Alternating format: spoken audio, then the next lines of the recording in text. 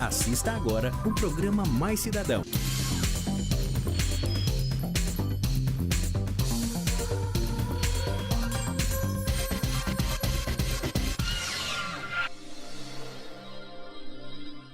Boa tarde, amigos e amigas do programa Mais Cidadão. Como é que vocês passaram essa semana? Sentiram nossa falta?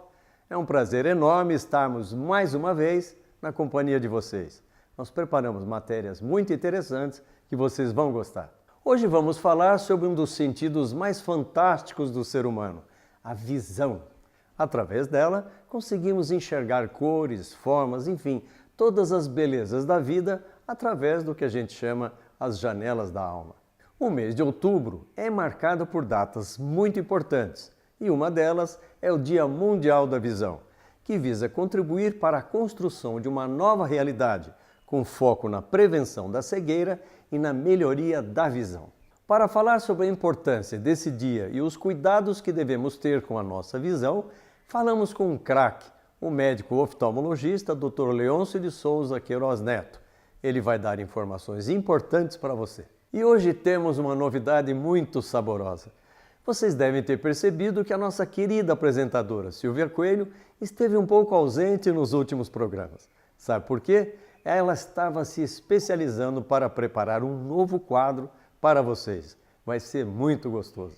É isso mesmo. A partir de agora, em alguns programas, vocês vão aprender a preparar deliciosas receitas simples e fáceis de fazer, além de conferir dicas importantes com chefes respeitados que participarão de nosso quadro como convidados da Silvia Coelho. A primeira receita você confere no próximo bloco. E olha, tenho certeza que você vai ficar com água na boca.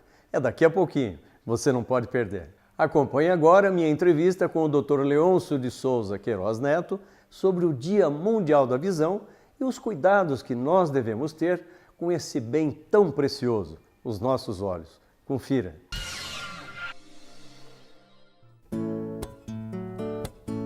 Celebrado anualmente na segunda quinta-feira de outubro, o Dia Mundial da Visão tem como objetivo chamar a atenção das pessoas para o problema da cegueira que pode atingir muitas pessoas em todo o mundo. Segundo o Conselho Brasileiro de Oftalmologia, a cada 5 segundos uma pessoa fica cega no mundo. No ano de 2000, o censo revelou que cerca de 16 milhões de pessoas tinham deficiência visual. Porém, as preocupações aumentaram quando em 2010 esse número mais que dobrou, passando para 35 milhões de pessoas. Lançado originalmente pela Fundação Internacional dos Lions Clubs, o Dia Mundial da Visão faz um alerta às pessoas de que 75% dos casos de cegueira resultam de causas previsíveis e ou tratáveis, sendo a prevenção e os cuidados com a visão fatores essenciais para uma melhor saúde ocular.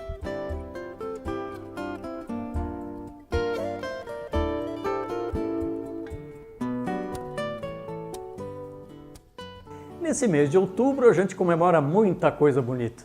É o Dia da Criança, o Dia do Professor e o Dia Mundial da Visão aos 10 de outubro.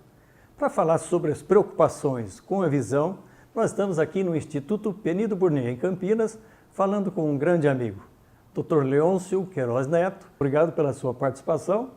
Eu queria saber, antes de mais nada, nós devemos pegar esse dia como referência ou todo dia é um dia a se preocupar com a visão? Nós temos que sempre nos preocuparmos com a visão. 85% do nosso relacionamento com o nosso meio ambiente é dado pela visão. Certo. Dos nossos 5 sentidos, a visão ocupa 85%. E nós precisamos começar a trabalhar a nossa visão e a visão dos nossos pequeninos desde cedo. E como é que seria uma recomendação sua para que casos, por exemplo, doenças que podem acometer as pessoas, doenças crônicas, que podem levar à perda ou limitação da visão? Quais são as suas recomendações? Eu diria que desde o pré-natal, da gestação, a mãe já precisa ter cuidado com a visão. Né? Um pré-natal bem feito, tem exames sorológicos que são feitos, aí no caso nosso Brasil, certo, da pesquisa da toxoplasmose, a pesquisa da sorologia da rubéola, porque tanto a toxoplasmose pode levar a malformações congênitas oculares, certo. Como uma rubéola, que às vezes passa desapercebida no decorrer da gestação, como uma gripe, pode levar a uma catarata congênita. Por certo. isso, hoje, aqui na nossa cidade, já é lei, toda criança que nasce, no berçário ainda é feito o teste do olhinho, para saber se o teste do olhinho é aquele vermelho das fotos indesejado que aparece entendi. no olho. Quem tem o vermelho positivo é porque está livre o eixo óptico e não tem nenhum tumor ocular e nem catarata congênita. E a questão do diabetes? O diabetes está ligado já também às doenças sistêmicas. Isso ocorre com maior frequência após os 40 anos. Nós temos que ter, as pessoas depois de 5 anos de diabetes começam a desenvolver alterações oculares, principalmente na retina, causando a retinopatia diabética. E também o diabetes traz a catarata mais precocemente. E temos que ter muito cuidado também com relação à hipertensão arterial. Sim. O brasileiro tem o hábito de comer com saleiro na mesa e controlar muito mal a pressão intraocular. E o sal, nós sabemos que ele também torna a catarata mais precoce e pode causar uma série de lesões também na nossa retina. Com que frequência as pessoas deveriam, desde mais tenra idade, a ir ao oftalmologista para prevenir as doenças ou então serem diagnosticados com doenças em tempo de que os efeitos não sejam tão maléficos? Eduardo, você colocou muito bem. Nós estamos num país que os homens ainda medem a visão mais vezes. Uma quando vão ao exército fazer o alistamento e outra quando vão retirar a carteira de habilitação, o exame médico. E nós não podemos ter crianças sendo alfabetizadas sem ser examinada. Porque nós temos um grande problema. O olho precisa ser estimulado a enxergar. Sim. Enxergar não gasta os olhos, ele precisa ter estímulo para responder. E muitas vezes a criança tem um simples grau num olho e não tem no outro. Aquele olho que não tem grau ou tem um grau mais baixo desenvolve-se e o outro fica preguiçoso. Sim. E se isso não for detectado até os 5, 6 anos de idade e aquele olho corrigido ou estimulado a enxergar o mais fraco, que tem mais grau, ela vai ter um olho preguiçoso. E nós vimos isso aqui na nossa região, quando nós triamos 37 mil crianças no projeto Mais Visão que eu coordenei. Na rede municipal de educação. O índice de ambliopia, de olho preguiçoso, era muito alto. Então, foi aí que nós trouxemos o exame da acuidade visual preventivamente, já ali para a fase pré-escolar. Doutor Leôncio, então eu queria saber para as pessoas um resumo das principais questões ou preocupações que devem ter para não ter nenhum problema com a sua visão. Primeiramente, é saber se necessita usar óculos.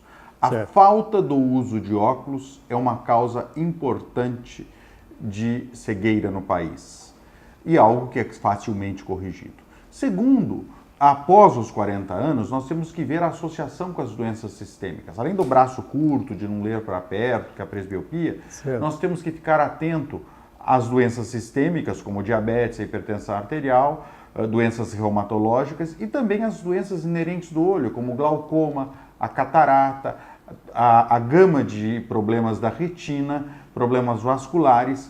Por isso que é importante a busca do exame da acuidade visual, quando você vai fazer uma refração, fazer um check-up do seu óculos, o oftalmologista vai ver se não tem outra doença ocular ou sistêmica afetando o olho. Ou seja, a consulta oftalmológica é a porta de entrada da saúde ocular. O senhor falou em catarata.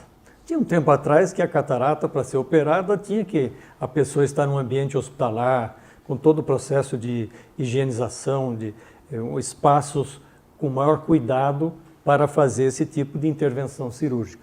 Hoje é feita em nível ambulatorial, de uma forma mais simples, e os médicos fazem até com uma certa rapidez.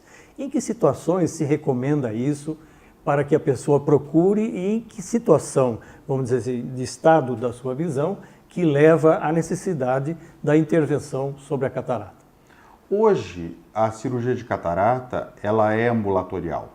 necessitamos sim de todo esse processo de esterilização, de filtro lamelar, filtros laminares, porque o olho, ele tem uma facilidade, por ser um sistema fechado, muito grande, se entrar algum micro-organismo, de vir a uma infecção, e o resultado é catastrófico.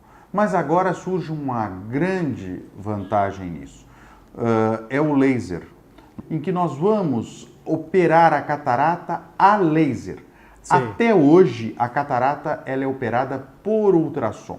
Sim. Eu diria que agora nós vamos realmente entrar no estado da arte da cirurgia de catarata, onde nós vamos poder enxergar como se fosse a impressão digital do paciente com catarata, sim, corrigindo astigmatismo, hipermetropia, e tudo ao mesmo tempo, simultaneamente. Porque o laser já era utilizado para fazer as correções no caso de astigmatismo e de miopia, não era? Exato. Nós utilizávamos o Excimer laser, que ainda é utilizado, um outro laser, para corrigir miopia, astigmatismo e hipermetropia. Agora nós vamos, com o laser de femtosegundos, fazer todas as correções junto com o implante das lentes intraoculares. Muitas pessoas às vezes não sabem o que a mão dela pode fazer mal para o olho. Ficam pegando nas coisas, se contaminando e depois passam a mão no olho, tem uma coceira ou querem tirar um pouco a areinha do olho e tal. E acabam trazendo para si mesmas as infecções. Como é que a gente pode recomendar às pessoas para que não ajam dessa maneira? Você lembrou muito bem, professor. Quando teve aquela época da gripe A, que todo mundo usava mais álcool, os surtos de conjuntivite do verão praticamente foram debelados, né? E hoje a gente vê que está voltando. Por quê? As pessoas esquecem de higienizar, de lavar as mãos antes de tocá-la aos olhos.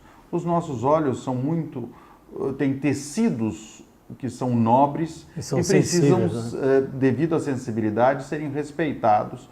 Primeiro que o olho não foi feito para ser coçado, ser tocado toda hora. Então, nós devemos, se for fazê-lo, antes fazer uma boa higiene das mãos. Uma questão que afeta todo mundo é quando você vai ao sol ou quando você vai estar na frente do computador. Por exemplo, o computador, via de regra, as pessoas têm o computador um pouco abaixo do nível da sua visão e acabam sempre tendo que fazer força, olha para a tela, olha para o teclado, para a tela e acaba exercitando de uma forma equivocada, né?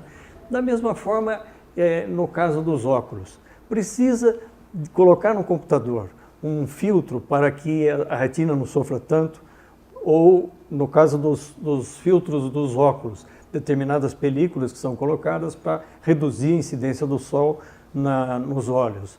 É recomendável isso? E o que o senhor pode dizer dessas duas situações? Esse é um problema que está um pouco complexo. E em medicina, às vezes, nós temos que avaliar um problema, às vezes 10, 15 anos, para poder ver o malefício que está causando e como vai ser a solução. Algo está sendo causado com tudo isso. Porque nunca a nossa visão foi estimulado para meia distância e para proximal, para perto, com uma carga horária tão absurda, com todos os smartphones, os computadores que a gente tem visto. E as crianças hoje estão sendo estimuladas até com tablets, logo cedo no seu carrinho, vê historinha, depois é videogame pequeno, com telas muito diminutas. E telas de LED, né, que é uma luz muito forte. São matrizes que a gente chama de ativa. Tudo isso nós vamos aprender. Mas eu diria hoje, os nossos olhos não foram feitos para ficar mais do que 50 minutos frente ao monitor. Então, a cada hora frente ao monitor, nós temos que descansar 10 minutos consecutivos. Os nossos olhos precisam de piscação, nós necessitamos piscar. Nós piscamos assim como nós... Não é só na hora de namorar, né? Não, nós piscamos assim como nós respiramos, até sem perceber. E é o ato reflexo de piscar que faz a gente lacrimar. Então, muitas pessoas, por não piscar em frente ao monitor, têm um olho seco evaporativo. E é esse olho seco que causa todos os distúrbios. E o problema também do ar-condicionado, que a hora que você está mexendo no computador, você está num ambiente refrigerado de alguma forma, que não é um ambiente natural. Tem o mais ar-condicionado e o usuário de lente de contato, com um ar mais rarefeito. Então, são cuidados que a gente precisa ter. A piscação, o ato voluntário de piscar e de descansar 10 minutos seguidos a cada hora, não é levantar e conversar, é trocar o foco, olhar em outra distância focal que não a do monitor. E também a parte ergonômica, a ergonomia física, que é uma boa angulação, a distância ideal do monitor geralmente está em torno de 60, 66 centímetros. Certo. É importante que ele esteja em torno de uns 15 a 25 graus mais baixo que os olhos.